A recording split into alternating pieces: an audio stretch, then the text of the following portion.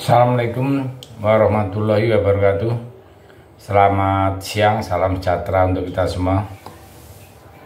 Salam rahayu, salam untuk saudaraku semua di dalam maupun di luar negeri. Mudah-mudahan berbahagia, dan yang menderita sakit mudah-mudahan cepat sembuh. Yang beraktivitas dapatkan rezeki yang banyak, amin. Jadi beberapa waktu yang lalu, yaitu Opung Luhut itu menyampaikan bahwa di tahun 2025 Indonesia ekonominya meroket di atas Amerika. Nah, ini ada prediksi yang luar biasa lagi, yaitu kekuatan ekonomi Indonesia mendatang itu diprediksi, diproyeksi itu malah akan memimpin dunia. Cuman di dalam kepemimpinan dunia ini sekarang tidak ada dua atau satu negara yang adidaya, tapi diprediksi itu masa depan ekonomi dunia itu dipimpin ada 3 negara. Nah, hal ini diungkapkan oleh seorang pendiri Forum Ekonomi Dunia atau World Economic Forum yang disingkat WEF, yaitu Mr.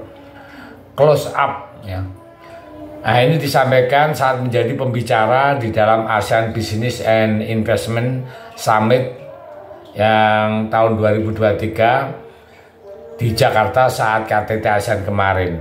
Nah, jadi analisa lembaga ini pun menyebut bahwa di masa depan ekonomi dunia diprediksi tidak lagi dipimpin oleh Amerika atau Cina, melainkan akan bersifat multipolar, yaitu maksudnya akan dipimpin oleh lebih dari 2 negara yang memegang kekuasaan. Ada 3 negara yang berperan penting di ekonomi global, yakni yang pertama itu Indonesia, luar biasa Indonesia yang kedua Arab, yang ketiga adalah negeri Samba, yaitu Brasil. Calon-calon 3 negara adidaya yang bakal menggantikan Amerika, Rusia, dan Cina ini semakin menunjukkan kedikdayaan. Beliau, Mr. Klopp itu pun mengatakan bahwa kekuatan-kekuatan seperti Indonesia, Arab, dan Brasil akan memainkan peran sangat penting di dalam memberikan insight baru di dalam konteks geopolitik dan ekonomi dunia, ujar beliau.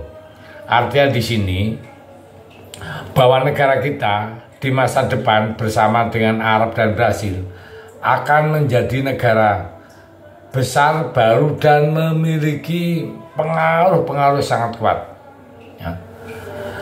bagi geopolitika, ekonomika, dan persaingan yang akan terjadi di dalam geopolitik akan membuat poros-poros baru terutama Jadi kalau sekarang itu kan ada poros Amerika dan poros Rusia dan CS tapi ke depan akan bakal kalah dia.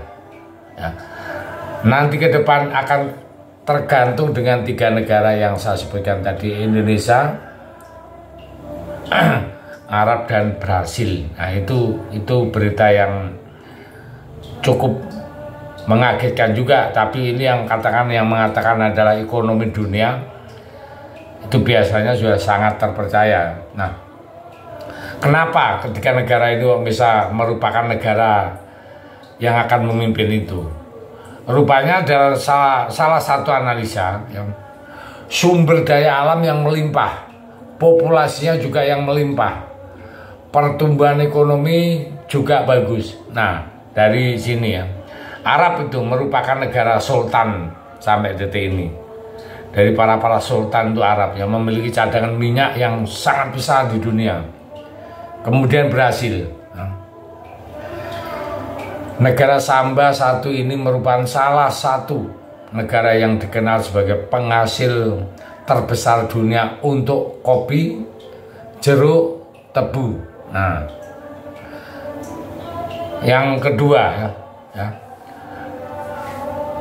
untuk yang dihasilkan yang luar biasa, yaitu kacang-kacang, kedelai, daging sapi, ayam. Nah, jadi itu hal yang menunjukkan bahwa Brasil akan bisa menguasai dunia. Nah, terus yang ketiga yaitu masalah gula dan jagung, itu juga dari sana. Jadi hal-hal yang memang alamnya subur itu akan menguasai dunia. Bahkan selain itu, Brasil pun memiliki banyak komoditi lain yang termasuk ya, di dalam 10 besar dunia, coklat, kapas yang dihasilkan dari Brasil juga. Oh, jadi luar biasa Brasil ya, rupanya memang siap bertarung ya untuk di kancah internasional ya.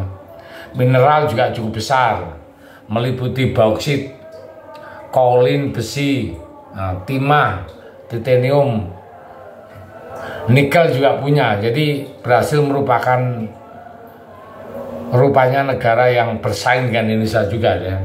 Batu bara, emas juga punya beliau ya. Jadi istilahnya melimpah ruah, bukan main-main ya negara Brasil. Kalau kita Indonesia ya kita sudah nggak usah cerita panjang lebar, kita sudah tahu semua. Setelah dipegang Pak Jokowi dengan adanya hilirisasi, tambang-tambang mentah genjot terus, bahkan Indonesia kini bercita-cita untuk menjadi pusat baterai listrik dunia ya, dan pusat energi dunia. Nah, nggak salah-salah ekonomi negara kita juga sudah mulai bangkit, dan dalam kasus COVID kemarin kita bisa menduduki peringkat pertama ya, dan kekuatan militer pun nggak salah-salah kita sudah mulai peringkat 13. Jadi kita siap-siap menyongsong untuk menjadi pemimpin dunia. Terlepas dari itu ada Brasil dan Arab. Jadi luar biasa ya. Jadi berita-berita yang sangat positif untuk kita ini, agar supaya sebagai rakyat Indonesia jangan minderan. Memang kita akui lah, sebelum Jokowi memimpin, kita ini seakan-akan kayak bangsa kecil di dunia, nggak pernah dilihat. Jangankan kita, presidennya dulu aja nggak pernah dilihat sama negara luar. Sampai Malaysia aja diketawain untuk dimain-mainkan aja. Jadi kita sekarang udah mulai bangkit dan memang menunjukkan taringnya ya. Saya pikir itu mudah-mudahan optimis kita itu akan mendukung negara menjadi negara maju. Terima kasih. Merdeka.